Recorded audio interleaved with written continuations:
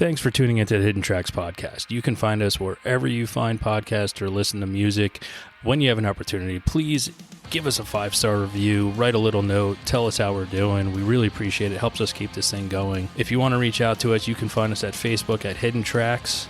Instagram is at HiddenTracks99, and if you'd like to send in submissions or talk to us or give us any feedback about what we're doing, our email is myhiddentracks99@gmail.com. Thank you so much again for tuning in, and I hope you enjoy the show.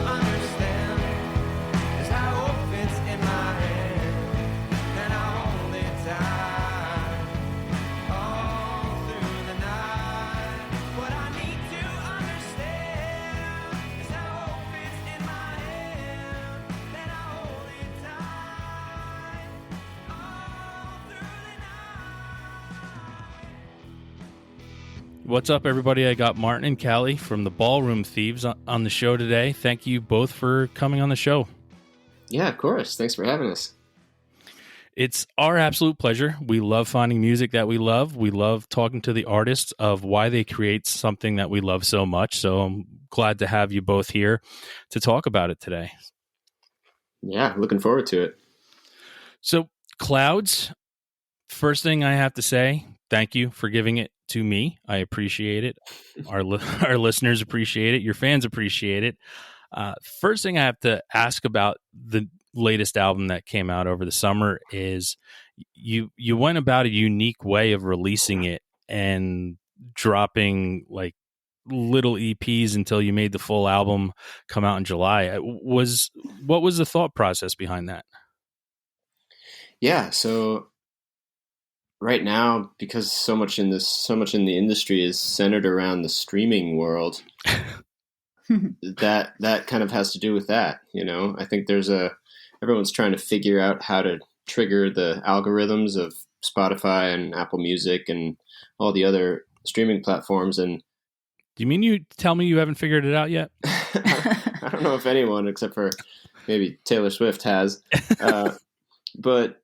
But yeah, that's kind of the idea with that is, you know, you want to consistently release some things and build up this kind of excitement around each piece of the record. And so having a slower release cadence ends up working in our favor, I think, when it comes to the streaming platforms, at least. And we like it because it gives each song its own little moment. And so, you know, whereas we used to release maybe one or two singles and then release a whole record.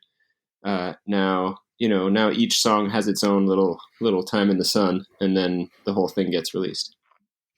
I like the fresh look of how you just said the song will have its own moment in the sun for a little while. I've found, some other artists who will just release one song and then wait 3 months, release another song. And the way you both did it was, here's a couple of songs, you let it go, and then here's one song. And it brought a little bit of, I want to say it was newness every month, right? Something to look forward to from you every month, but it wasn't necessarily just one song to sit on. Plus, you have an extensive catalog already, which is good to go back to, where I'm trying to find the people playing the game, figure out that algorithm is where, there's a new artist, they put out an awesome song and they have one out there and then like, that's it. And they kind of fall off the radar because something else doesn't come out for another 3 or 4 months. Right. Yeah. People have such short attention spans now, us included. It's just the way it all works with so much social media and just entertainment all the time. Now, do you find it harder to traverse the landscape of the streaming service as it is, as opposed to back in the day when you could release just a full EP or a full album? Or do you think it's easier to hold people to your music this way? I think it has that benefit, keeping people engaged. If we keep releasing things all the time, there's always something new.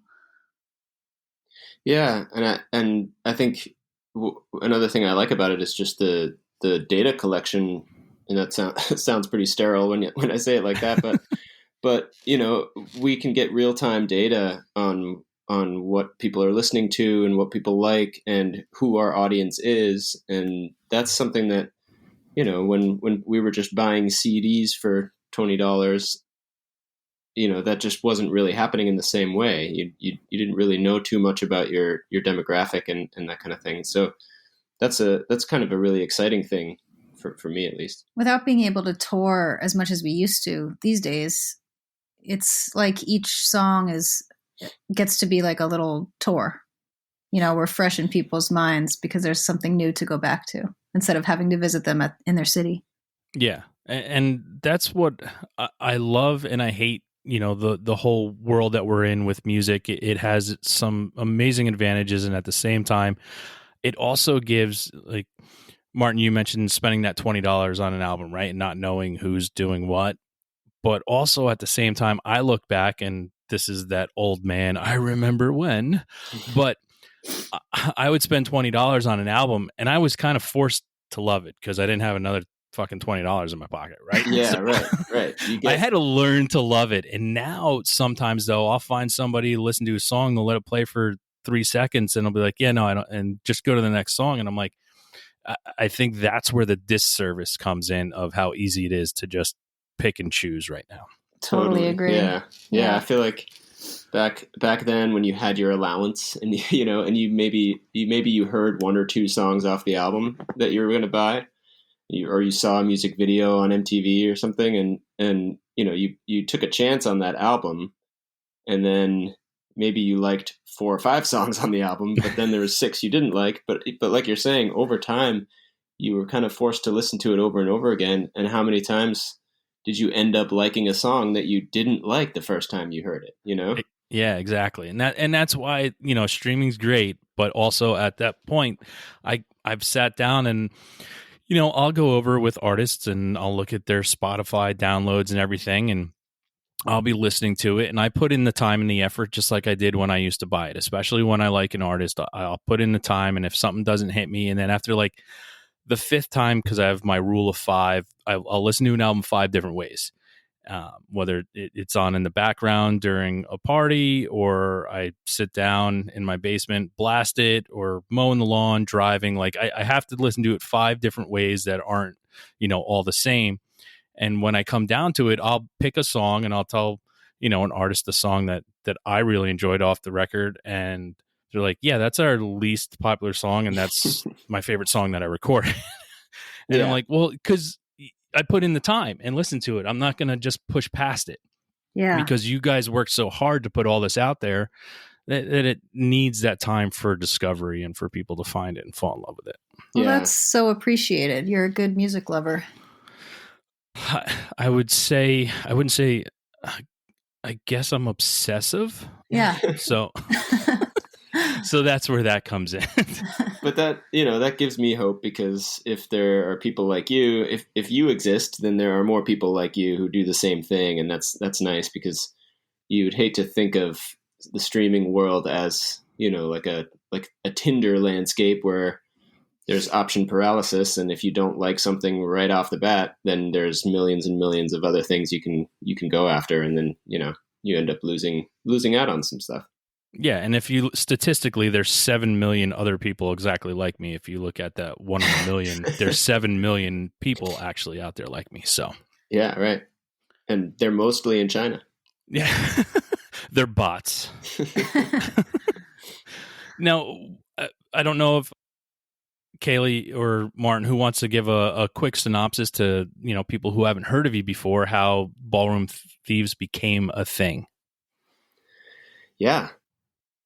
We met shortly after college, Callie and I. So I had started the band just after college with a friend of mine who was the drummer in the band for a long time. And about 2 years into the band, we had a member who was leaving, who was playing the cello at the time, and she decided that she needed to just be home more. And so we were looking to tour aggressively and play a lot of shows and kind of rough it out there. And so we were looking for specifically a cello player, and Callie happened to be playing at an open mic where our drummer was judging the open mic in Boston.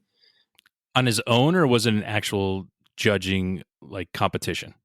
Yeah, so there he was just sitting at a table judging this really sucks. Opinionated. Yeah. He was super judgmental. Yeah, no, it was a competition. It's a great place. It's the Lizard Lounge open mic. I don't think it's quite started up again. It had a rough pandemic because it's this it's a basement venue with no windows, and it's the worst place the breeding ground to be when there's COVID around. So, but yeah, they had a weekly open mic, and there was always a judge, and so he happened to be the judge that week. And Callie's previous band was called Flightless Buttress, and they were performing in the open mic, and from stage announced that it was one of their last shows, and that they were going to kind of do some different things. And so when we were looking for someone to play cello in the band, we thought of Callie immediately, and I wrote her a Facebook message, which she promptly ignored. And oh yeah, and right on you, playing hard to get. And, Yep. Cellos are hard to come by, so you got to pick wisely. That's right. Yep, smart move in general. But yeah, then we asked our manager, fancy manager, who was really a friend of ours, just at the time, just had a separate email address. So we had him get in touch with her, and then that felt better, Yeah. So then she got back to that, and then joined the band, and then we've been playing ever since, and traveling and going all over the place. I was poached, and I walked right in on aggressive touring. Yeah. I mean, you hit the ground running. That's how you have to do it. I like the oldness behind the touring, which is really, truly how you get that music out there, right? It really is getting in front of new audiences. It's that big thing too, where I'm there when doors open because I don't want to miss an opener because I could miss my new favorite band. I'm not, I not regret. I'm upset that in my 20s I cared more about drinking at the bar across the street and only seeing the person I paid to see, because I'm sure I missed some amazing bands. And older in life, I make sure I don't do that anymore, because if I can and I do like them, I want to give them my $20 for their t-shirt, because that might be the only money they make that night. Yep, that's great. Yeah. Now, coming off the hitting the ground running and touring, what was it that just propelled you to keep this thing going to where we stand today with the release of Clouds, 6 months ago, I guess it is now? Yeah, there were several different moments. It wasn't always easy traveling out there, but one specific moment was when our current label got in touch with us. And so we had released an album called Deadeye in 2016.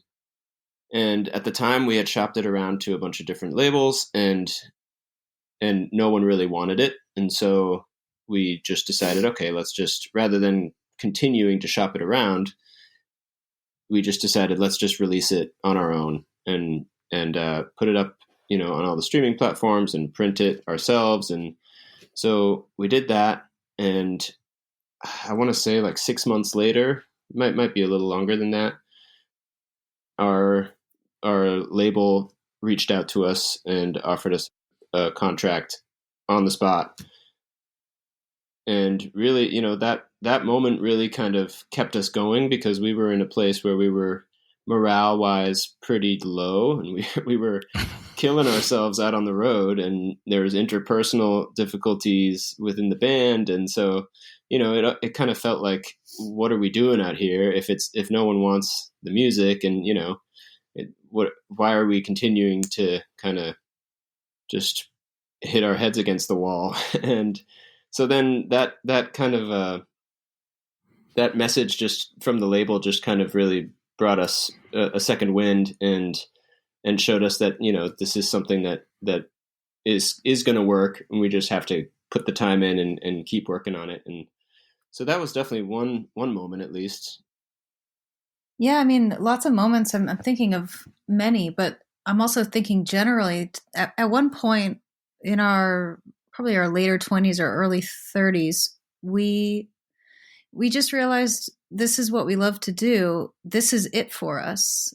Whether or not people buy our music or we make it any further, we are going to do this kind of thing forever. So we may as well just keep going with this band because it's rolling, and just see if we can do it as long as we can.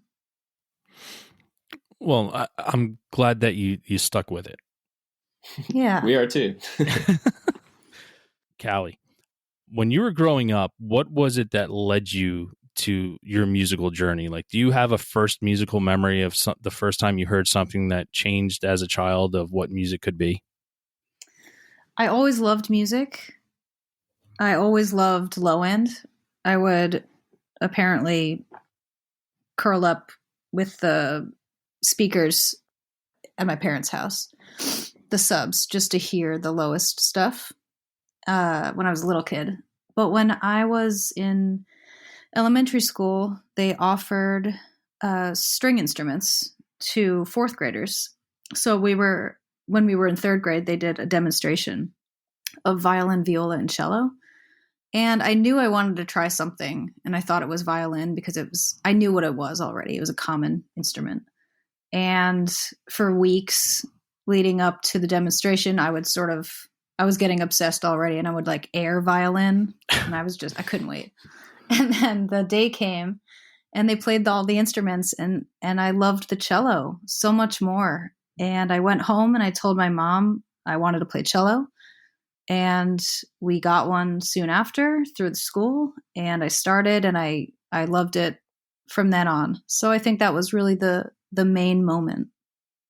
How much, when you fell in love with it, how much bigger was the cello than you were? Do you remember? Actually, they make them really small. So they, hopefully it's like pretty relative to the kid size that you are. But it was pretty big. And so I remember my music class was, this is all we got. So yeah, right. And it was all donations. Full size. Good luck, little kid. I'm a little person still, but there were a couple years where I would like, I'd be playing the size up because you have to keep on sizing up because you're eventually going to be that big. But I would do one of the last times I did a big size up, and it was just so big, and people were like, yeah, you'll grow into it. And I just never did. You stopped growing and the cello kept growing? That's right. So I just kind of had to like size back down at one point and always find full-size cellos that were just like a little bit smaller than the normal full size. But the case was really the problem. The case was enormous, much bigger than me, and very heavy. And I would drag that thing all around. I didn't ever want to leave it at school. I didn't want to leave it in any classroom. And that was, that was available. The kids would leave their instruments in different classrooms and then pick them up at the end of the day. But it was too important to me. So I carried it from room to room and then back home every day. Well, important shows in the music, right? Yeah. So how about you, Martin? When was it that music clicked for you as a small child? What was it that you heard or that you remember that for the first time music was something other than, a Barney theme song? I grew up in Switzerland, and we didn't have Barney, but so lucky. But my dad has always been a musician as his most loved hobby. And his parents didn't really allow him to pursue his dream of being a professional musician, but he always played guitar around the house, and he wrote songs, and he had a band in Switzerland called Train, and it was he's American, and so he was he was really embracing his American roots, wearing cowboy hats and snakeskin cowboy boots and bolo ties, and so Train was kind of a country western band in Switzerland, which was now looking back on it pretty funny, but yeah, I remember watching his band play, and specifically their drummer, and I just fell in love with the drums. And I wanted to play drums. I wanted to hit stuff, and I wanted to look cool. And Vic, the guy who was the drummer, was just a cool guy. He was really nice, and he wore a big trucker hat, and it just, it really appealed to me. Drummers are usually pretty cool. Yeah, my wife was a drummer. I was a drummer. So yeah, they're usually pretty cool. Yeah, really, really cool. The coolest. Yeah, so then, I took drum lessons when I was a kid and really enjoyed that. And then my dad managed this bluegrass band called the Kruger Brothers, and they would play these big open air bluegrass festivals in Switzerland in the mountains, and we would go and be forced to be there all day. And, as a kid, I didn't have a great appreciation of how good they were as musicians, but I was definitely subjected to, their shows and their songs over and over again. And so I learned to love it and ended up having a really good time at these festivals. And yeah, looking back on it, those were formative years. It's awesome. Having that opportunity as a child too, to see that unfold is, something that I wish that I had it as a child. I just had a, stacked tier of older siblings to introduce me to different types of music, but being able to watch that and see that has to instill that drive to be like, wow, that's awesome. How can I do that at some point? Yeah. Tell me you had a family band. I did not have a family band. No. Bummer. Yeah. I mean, the family dynamic of music for me was my mom was all doo-wop. Wow. Just loved doo-wop. My dad liked doo-wop, but it was like folk music, and it was like Gordon Lightfoot and Bob Seger. That was like what he was listening to. And my brother was 10 years older, so from my brother, I got Zeppelin, Sabbath, Iron Maiden. And then my sister was 4 years older, so from her, I got The Cure, Depeche Mode, and then I got to find my own way in music. So I had this awesome, and my grandparents who were awesome, I'd spend my summers with, Italian people. They would just listen to jazz and dance after dinner for one side of a tape. And so I got jazz that way. So I had this amazing musical education to find my own way through music. A family band, as dysfunctional as my family is, family band probably would have broke up before it even started. So yeah, so maybe it's better. Well, most of them do. That's par for the course for family bands. Yeah, I mean, not everyone can be the Partridge Family. Right. That's right. They even broke up at some point. So. Now, Callie, when you started to find music and listen to music, what was it that did you find a band or an artist or a symphony, something that you fell in love with that you attached to the first time that you felt was yours, that you found it and you loved it? I loved playing in orchestra, so I definitely had a great education of classical music, and I'm so grateful for that. All through high school, and then outside of school too. I mean, I definitely found composers that I became attached to.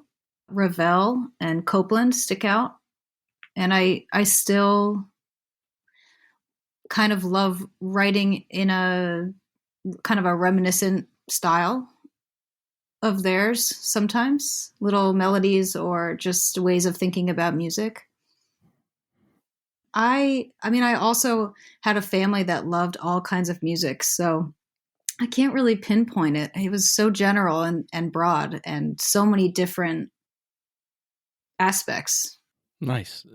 Now, Martin, for you, was there, how did you kind of find your way to finding music that you were going to like on your own? Great question. I've just been sitting here thinking about how interesting it is that you got all these different influences from your older siblings and, and your parents and grandparents. I just think that's so cool. I think I got some similar influences too, but for me, I'm the second oldest out of four. And so I got a lot of country influence from my dad. My dad was really big into country, and I think got more into snakeskin boots and a hat. I mean, he better be. Yeah, right. Well, so yeah, but given the outfit, it makes sense that he would be into things like Garth Brooks and Brooks and Dunn and some of these kind of more pop leaning country at the time. Not accessible. So much. That's what the word pop on this show means. Accessible. Accessible, yeah. Accessible. And definitely accessible to impressionable young me. I really got into Garth Brooks, and I still can recite a lot of his lyrics, whether I want to or not. But I got this kind of choral, religious music from his parents.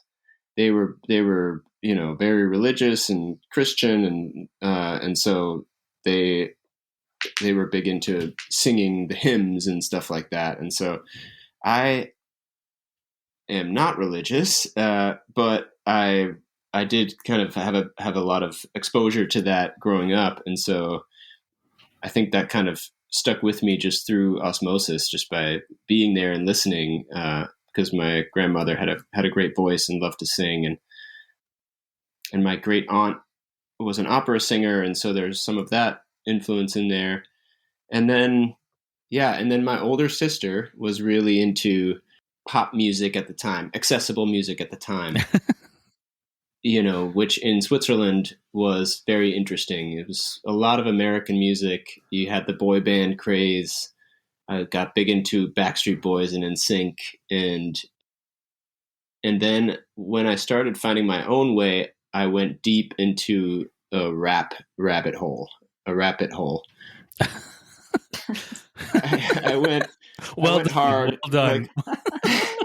I remember the first CD that I really bought on my own with my own money, where I went and got it, was Cypress Hill, and I loved that album a lot. It was the double album with the like rock superstar, rap superstar. Mm-hmm. Yeah. So once I got into that lasted me a while. I went deep into rap and hip hop, and and then in high school got it really into emo and rock music on that side of things, and then also just the classic stuff. So long story short, all over the place, but I am fascinated by this idea of where you get your music and how your upbringing kind of helps shape that path for you. Yeah, and when it comes to stuff like that and listening to music your whole life, people will come into the studio here and they'll look at all the records and CDs and tapes and they'll be like, "Dude, do you have a lane?" I'm like, "No." And I'm glad I don't. Like I there's no lane for me to follow. Some would, I am a very I love the harmonies, like my, I remember the first time for me, when I heard music that changed my life, I was a 6-year-old kid in the backseat of a car and the Beach Boys came on the radio. And that was the day my life changed with music. Yeah. I heard these beautiful harmonies and melodies and that was it. I was hook, line and sinker. I got to know everything about music. And, that was those moments where, it doesn't matter if you have a lane, meet people. And in this business, what's awesome is to go to festivals as I do or shows, and I'll go to a thrash metal show and I'll just start talking to somebody that I met there and then finding out, yes, you would pick him out and say, yes, he loves thrash metal, and sitting down talking about music and finding out their musical background is so amazing that, like, yeah, no, I like this. This is kind of like a lane that I steer towards, but I also love this stuff. And then hearing their story, it's just amazing. It's like, talking to a guy like that and be like, yeah, no, did you hear the new Passenger album? And I'm like, I would never look at you and be like, he's listening to Passenger on the way home from the show. Yeah, that's awesome. Now, when it comes to the music that you're creating right now, and it seems kind of, I can, listening to your musical backgrounds, seeing where things form and come from, it makes a little bit of a sense. But is there something that, Callie, that you listen to that people would be really surprised at the music you create and the music that, with composers and everything, something that we'd be really surprised that you get a lot of enjoyment out of listening to? I might need to think about it. How about you, Martin? Well, she thinks. Yeah. Do you need to think about it too? No, I think you're a stumper. That's a good question. Yeah. For me, I think it's got to be like the hip hop influence. Yeah. When you said Cypress Hill, I figured that would be probably an answer, because I would, again, I would probably look at you or listen to your music and think that you're like, yeah, no, Cypress Hill was my first record. Like, yeah, I'm big into some underground hip hop and like younger people, and there's a guy from New York who I really like called Homeboy Sandman. Yep. Incredible lyricist, and just really, writes songs that you wouldn't necessarily think a hip hop artist would gravitate towards. And, he's pretty open about things. He talks about, crying and being emotionally open and abuse, and he just things that aren't considered to be the, hyper masculine. And yeah, it's not just bitches and flat screen TVs, So I really like that. Yeah, I like that you said that. I found him probably about 2 months ago, and I started showing it to people on the stupid, crazy deep dives of music that I go into, and I was like, this is unique. This is different. It's still, but it had a nostalgic like 90s sound to it, and I was just brought in. And I was like, I think this is kind of what maybe we do, get away from, as you said. I didn't say it. Martin said it first. Bitches and flat screens. I'm just quoting someone. So. Okay, I've thought. Okay. I don't know if this is maybe this is just obvious, but my favorite band is the Shins. I don't know if that sounds predictable or not. No, why would that be predictable? Because I love them, so okay. I only know me. I know what I like. So it's predictable for you predicting yourself. That's right. Yeah. So for you knowing yourself, I do hear it. Yeah. But I love TLC, which maybe you wouldn't expect. Let's see. That's the answer I'm looking for. Yeah. Well, who doesn't love TLC? Right. I guess. Yeah. So that would be really. They'd be really fucked up if somebody just didn't like TLC. How can you not like TLC? Yeah. I mean, the best advice I ever got was to not chase waterfalls. So that's right. Learn that one young, Yeah.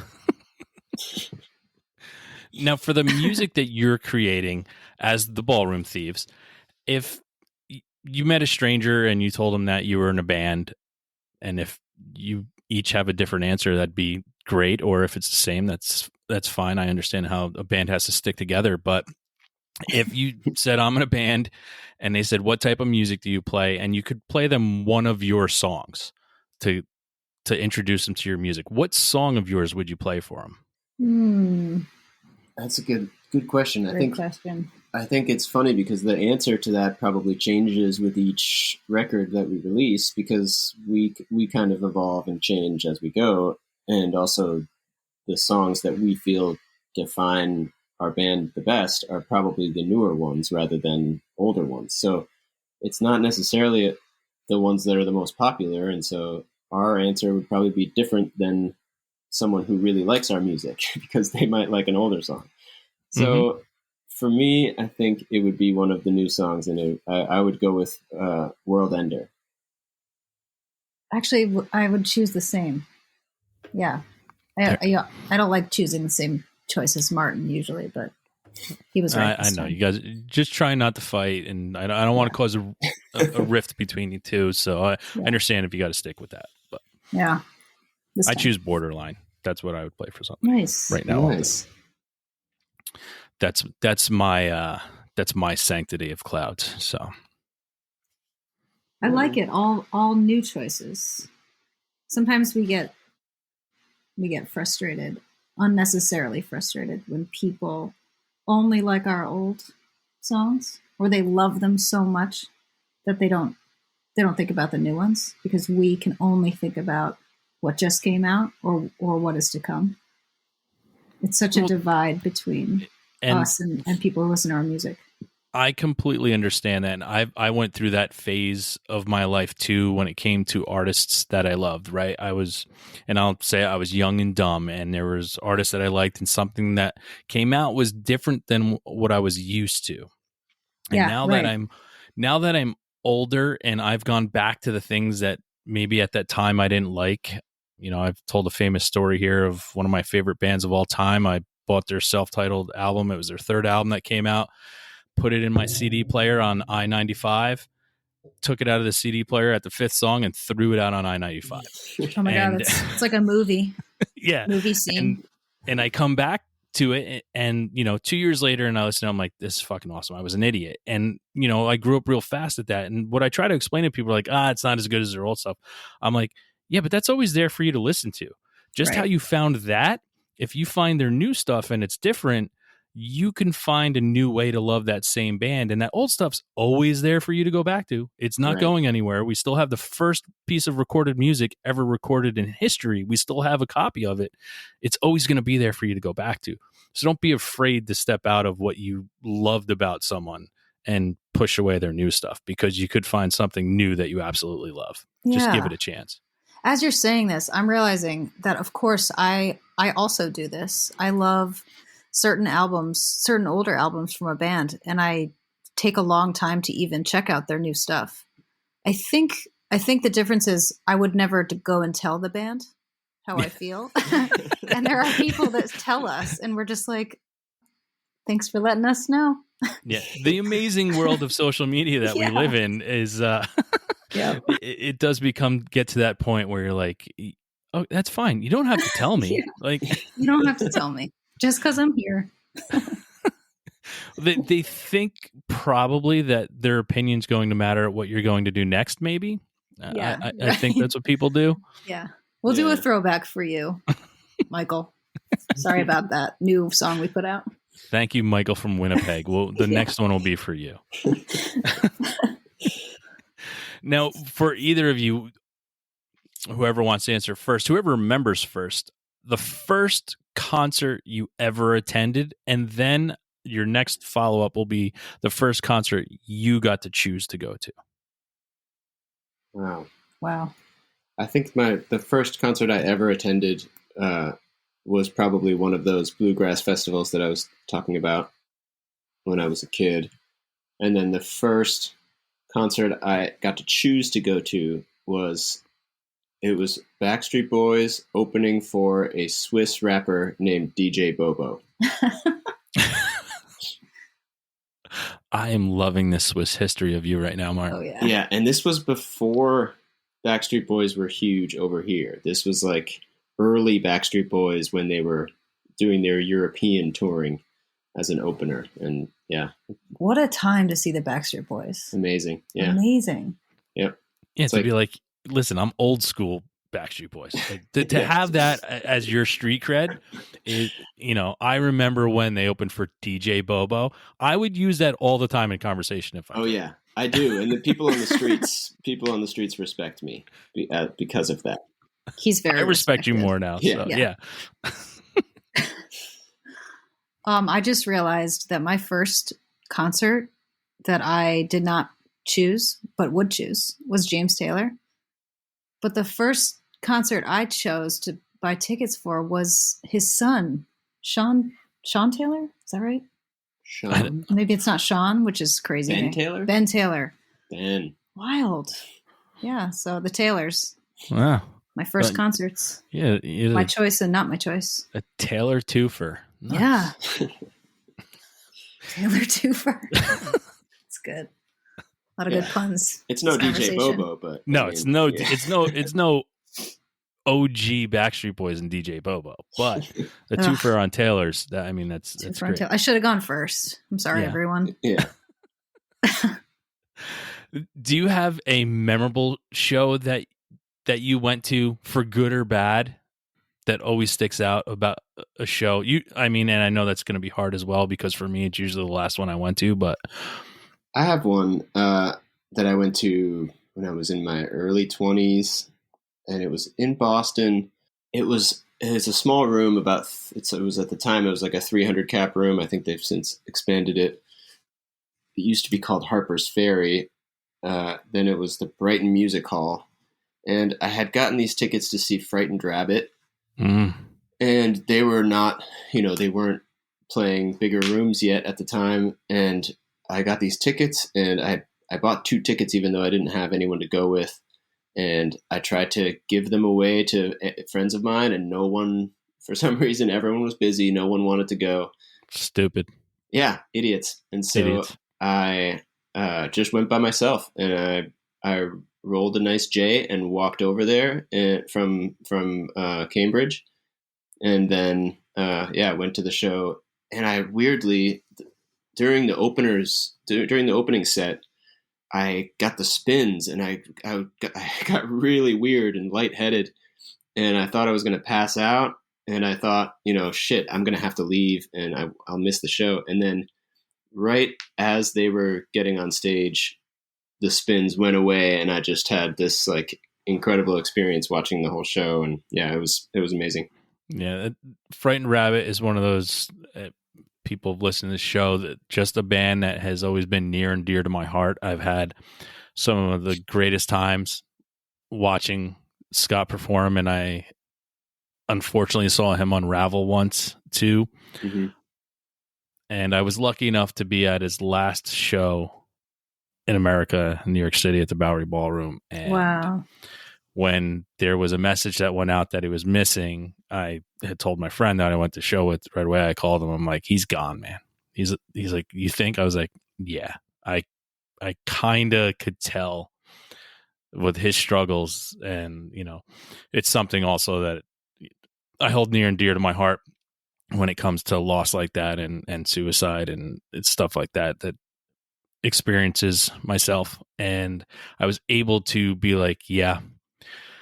And then 2 days later they found him, and I cried, like, and I don't cry for, musicians always passing away. I mean, the last one I did was Taylor Hawkins. But I remember crying because I have a poster here in the studio autographed by all the guys, having a chance to shake Scott's hand. Like that to me was like, people don't understand, and still when people don't know who they are, I get angry. Like, how do you not know who Frightened Rabbit is? Yeah, we played Newport Folk the year they played, and a year or two later, a fan of ours came up to us at another festival in Chattanooga and handed me the pick that Scott was using at Newport, and said, "Hey, I caught this when he threw it out at Newport, but you should have this." And it was, I treasure it. It's amazing. one of those things. That's awesome. That's awesome from a fan too. Like that's music. That's love. That's community. That's what music does, right? There's no. It's hard to express what music does for people and the community it breeds. I really wish that the community of the entire world could just be the musical community that's out there, because everyone's pretty awesome. Right. It would be a better world. Well, one of the things that this makes me think of, though, is just how sad, Scott was telling everyone in all of his songs, every song, how bad it was, and how, it was out there. And he talked about mental health and mental illness so much, and there still wasn't anything that anyone could do. And that makes it worse to me, because I feel like it's such a huge topic, and everyone should be talking about it and listening to each other. But even if that happens, it seems like this will always continue to happen. There's really no way around it.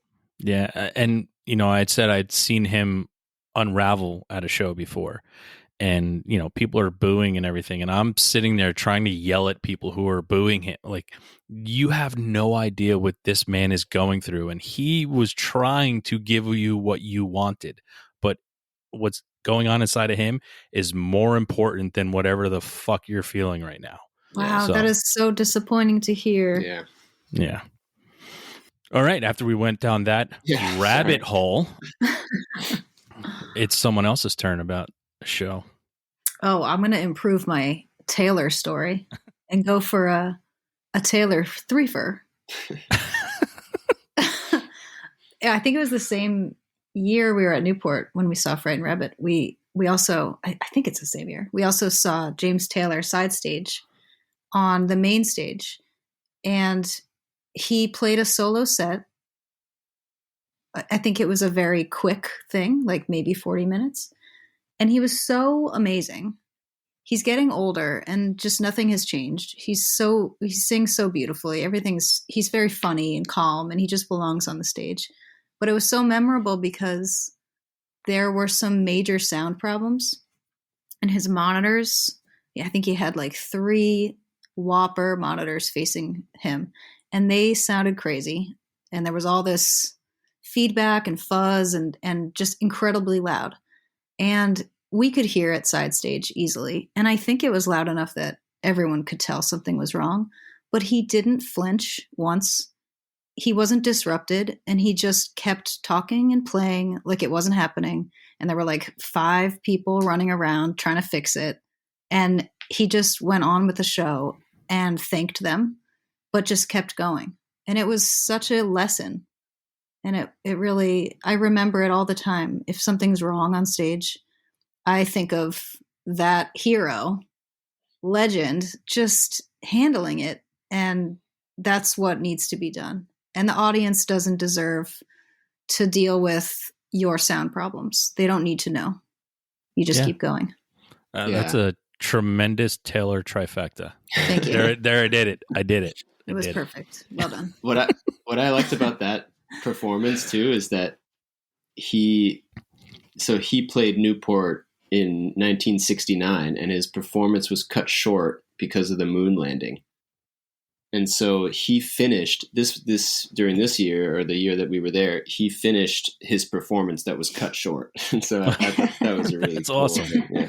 That is really cool. That's a professional. That's where you take those learning experiences and be like, oh shit. Yeah. Okay. Yep. So the next time the drunk sound guy doesn't have you completely locked in, to just push through. You push through. Well, that's what I took from it too, is that like, if it happens to James Taylor, it's happening to everyone, Even when you make it to that level, you're still going to deal with shitty sound. It doesn't matter. Yep. It's how you deal with it that matters. Yeah. Now, I'll put it to this way. This is how I'll explain it. Do you have a band in your life that never lets you down? Whether you're in a good mood or a bad mood, you always turn to them. You're never really disappointed in what they do.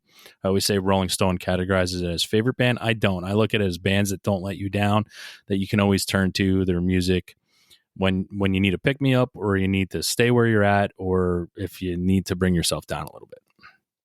For me, it's Fleet Foxes.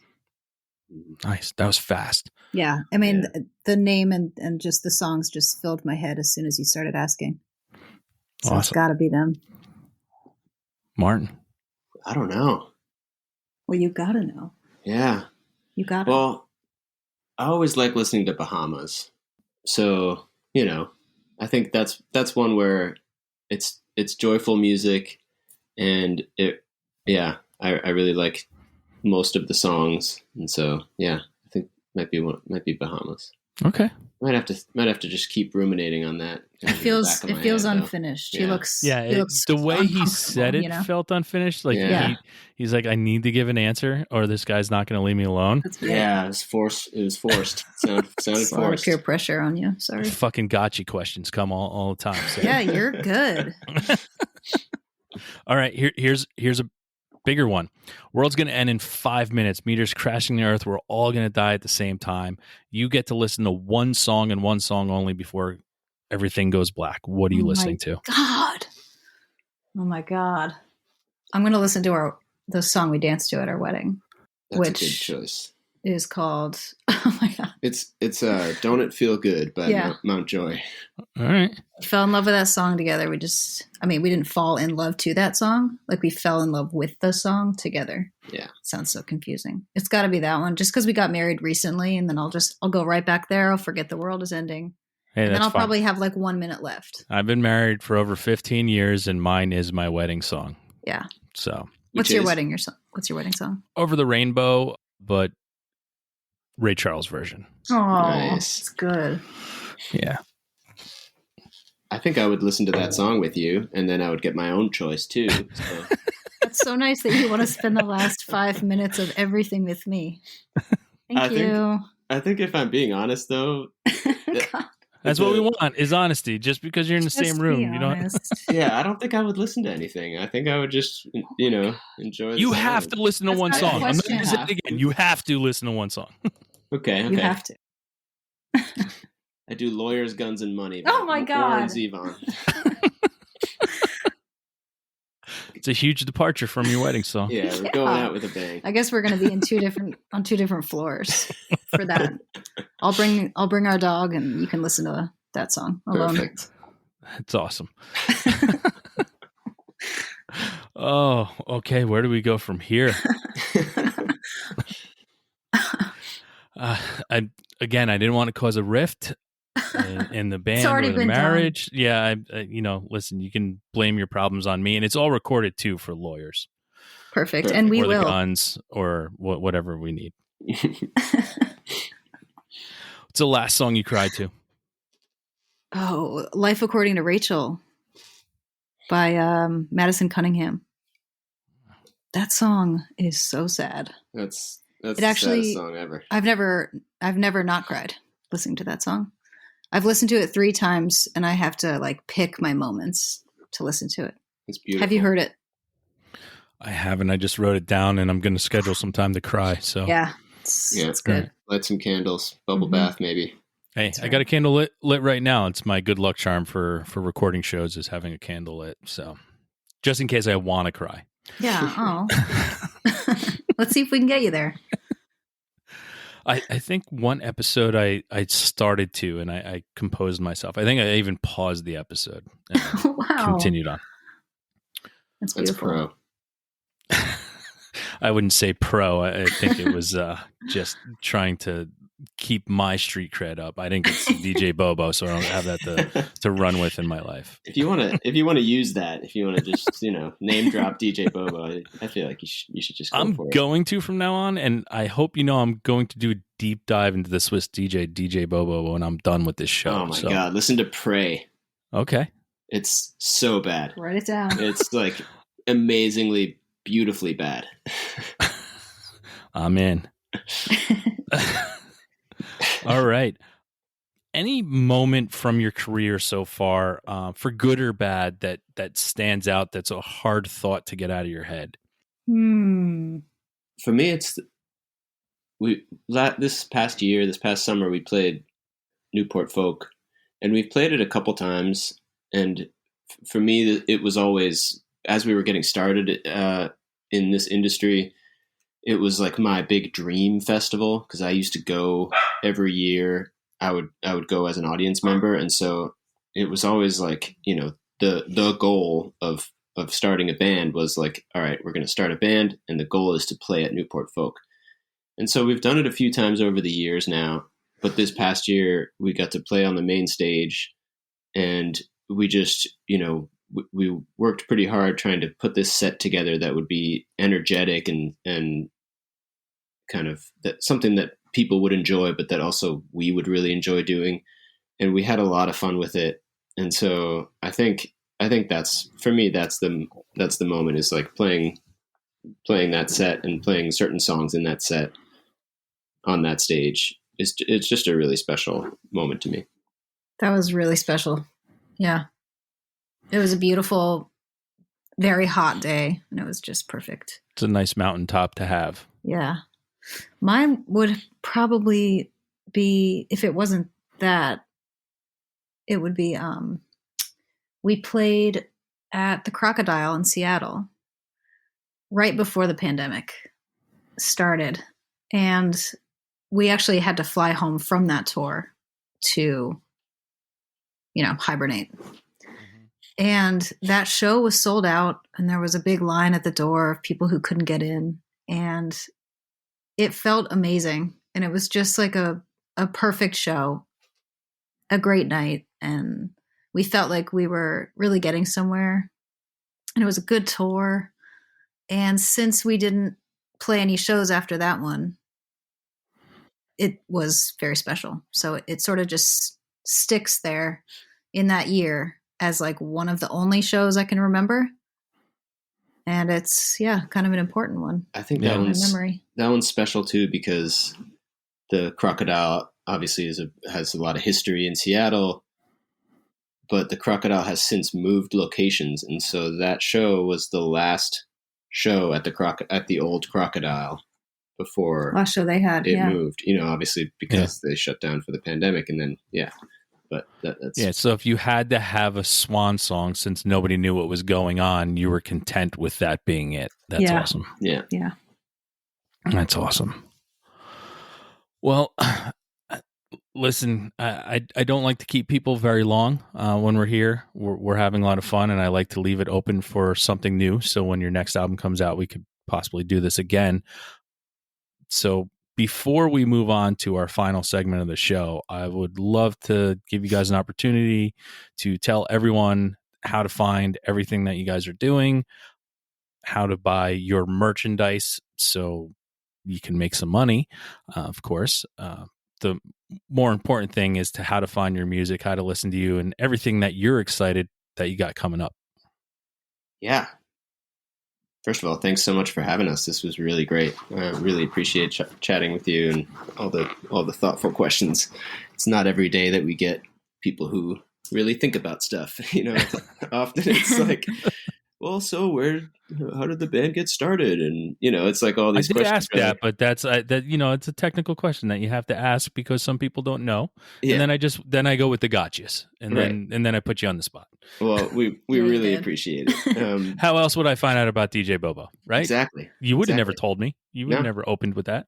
No, not unless we were meeting at some bar and I was trying to kind of puff myself up. Yeah.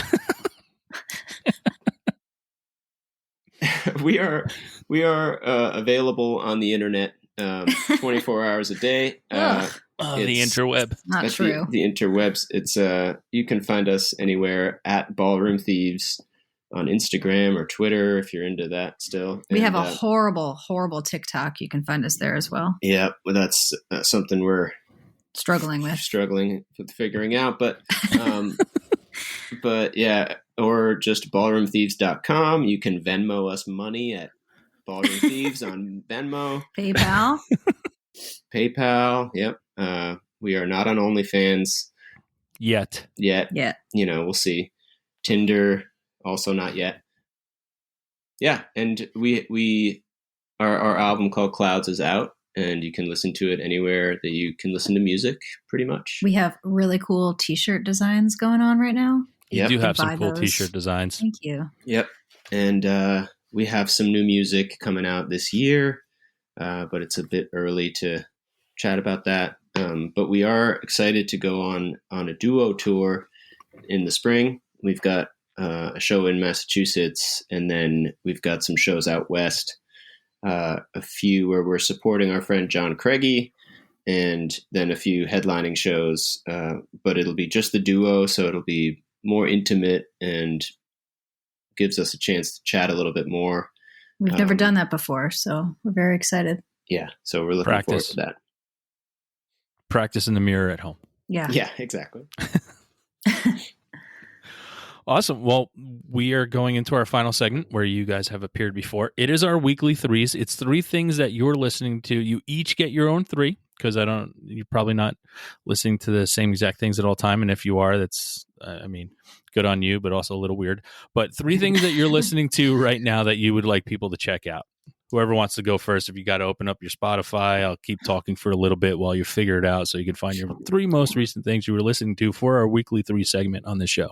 Cool. I have one right away, and it's not music necessarily per se, but it's a podcast, and it's called 60 Songs That Explain the 90s. It's this guy, Rob Arvilla from The Ringer, and I think he's now on episode 83, so they're kind of overshooting it. But yeah, I was going to say, well, that's not 60, right? Yeah. But it's really great, especially if you kind of grew up in the 90s. Even if I'm you a didn't, 90s kid. He covers all different genres, and it's not just about the song, it's about the artist and where they got their inspiration, how they got to where they are, sometimes, some of the things that were not so good about them. And he's really funny and entertaining and a great writer. And so, yeah. Sounds a lot like me. Yeah. He even sounds a little bit like you. So, yeah, I would highly recommend anyone who's into 90s music to check that out. Cool. I'm going to claim this next one so Martin can't, but I've been listening to Georgia Harmer's album called Stay in Touch.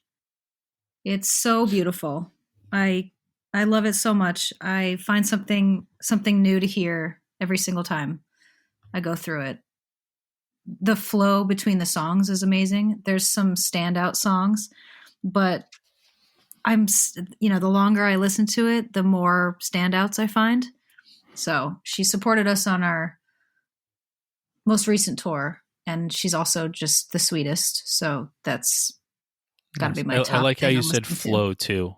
The storytelling of an album and putting it together and what goes into it. I think when people take pride in that, you can kind of tell when it makes a difference on an album too. Yeah. Let's see what else is there. I've been on this is not. Is it supposed to be new up and coming people, or no? Just whatever anything? You're listening to. I just have been on a kick of The Miseducation of Lauryn Hill. Nice. I love that album, and I hadn't listened to it in many years, and then now it's kind of been on repeat. So yeah, it's my wife's favorite album of all time. So she's got great taste in music. Yep. I keep listening to Watch House, but particularly the song Better Way. I can't get enough of that song. I actually don't end up putting the whole album on sometimes. I just play that song like 3 times in a row. I'm kind of a song repeater. Very annoying. Yeah, no, I do that when I find something that I absolutely love. Yeah. Like I'll play it to the point where I know I shouldn't play it again. Yeah. And then the next day I'll go back to it and do the same thing. Yep, until you're tired of it and you wish you never started. And, yeah. But that song is amazing. The intro is really long, which is so brave and works so well. And it just kind of morphs into this actual like rhythm beginning, and it's just seamless. Now, people, if you're going to explain music, that's how you do it. Yeah. Be nice, The third one, I've been listening to this artist, Ada Lea, so ADA space LEA, and she's got a song called Damn that is just super catchy, stays in my head, even when I don't want it to be in my head. And I find myself humming it and singing it when I'm driving. And the whole record is good, but that song is a standout. And it's really enjoyable. Nice. All right, last one. Oh boy. Do you have a last one? I already He did. just you did it. gave the last one. Damn, guys. It's all up to you. Damn. It's all up to you. I'm just going to go for it. Caroline Rose's album called, what is it called? Let me just make sure I have this right. It's Old Caroline Rose. She has changed her sound so many times, and it's all so amazing. She might not even have this anywhere but on vinyl anymore. Do you remember what it's called? America Religious. Yeah, that's probably it. Yeah. That first album she did, it's not on Spotify, which is really fun. And it's probably, she probably took it off Spotify for a reason in her mind, but I love it. It's very different than what she's doing now. What she's doing now is like weird pop, I would call it. Accessible. It's accessible. Well, it's also accessible. not accessible. It's strange and amazing art pop. It's off-putting. It's excessively off-putting. That's right. Yeah. Just artful, strange. And Nice. The early stuff is like very much folk, almost country here and there. But her voice is so beautiful, and it's the consistent thing throughout all her records. And I love all her music, but that first one is special to me. Awesome. Well, good threes. What are your three? Let's hear your three.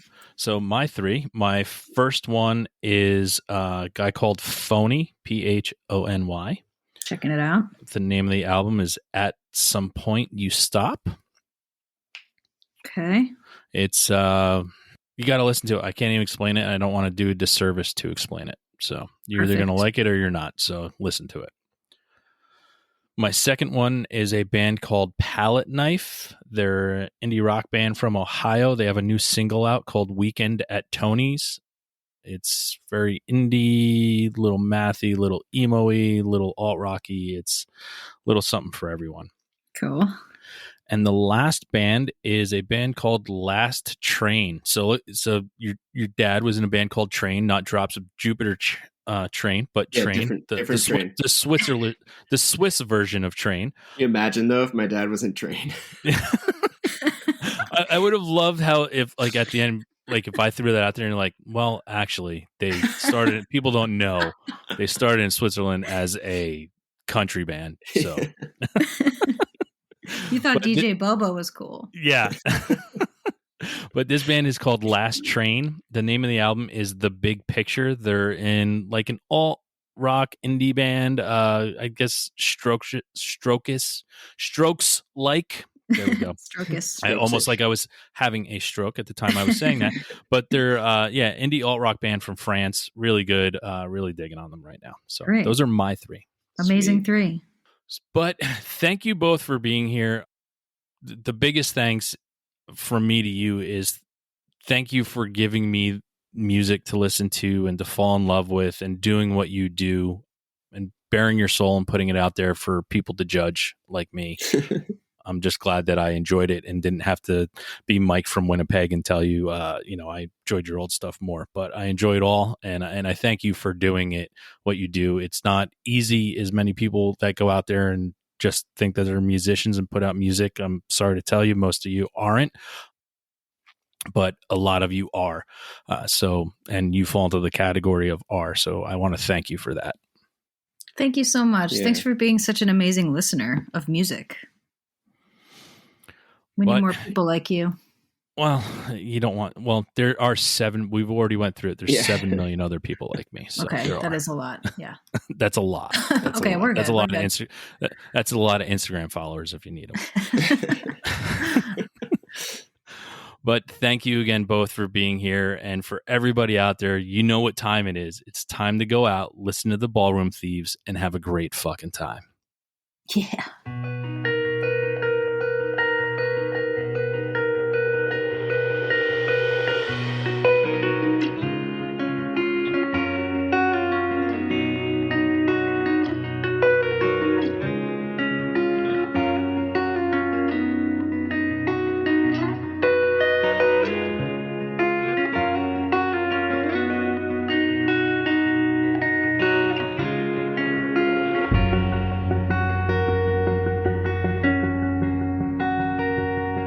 I left home in the evening, and I came home in the morning all the same.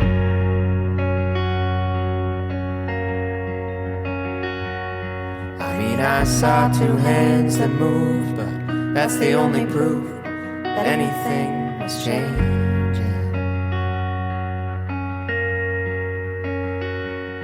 I heard that love is only an illusion for the masochists and martyrs. So I went diving for a song, but it all took too long. Now I'm treading water.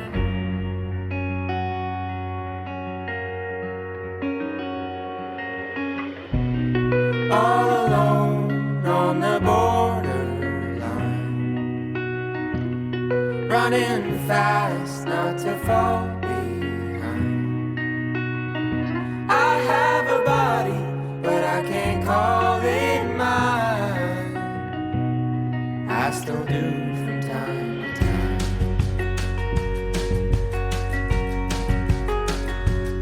Now all the moments look like photographs I took, but didn't feel the need to save.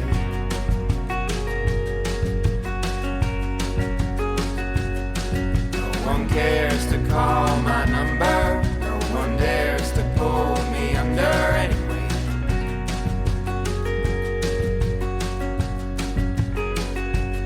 Some say that life is only what you manifest, and I'm not the best, and I don't know much about it.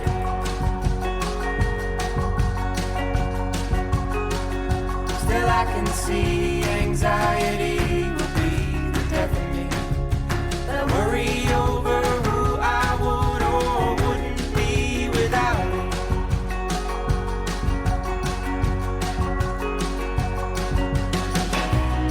All alone on the borderline, running fast not to fall behind. I have a body, but I can't call it mine. I still do from time to time.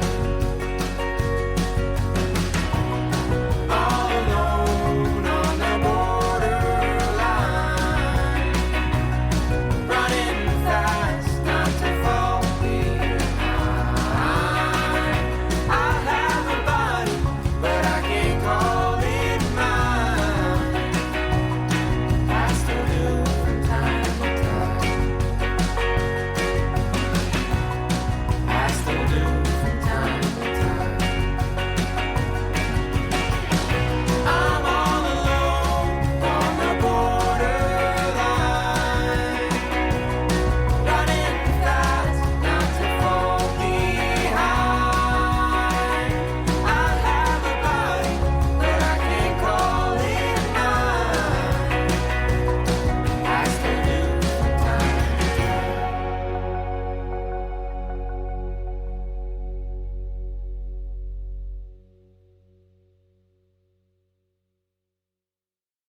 Thanks again for tuning into the Hidden Tracks podcast. We hope you enjoyed this week's show. Don't forget to follow us on Instagram at HiddenTracks99. Also, send all your submissions myhiddentracks99@gmail.com. Tune in next week. You may find your new favorite band. And don't forget to go out and have a great fucking time.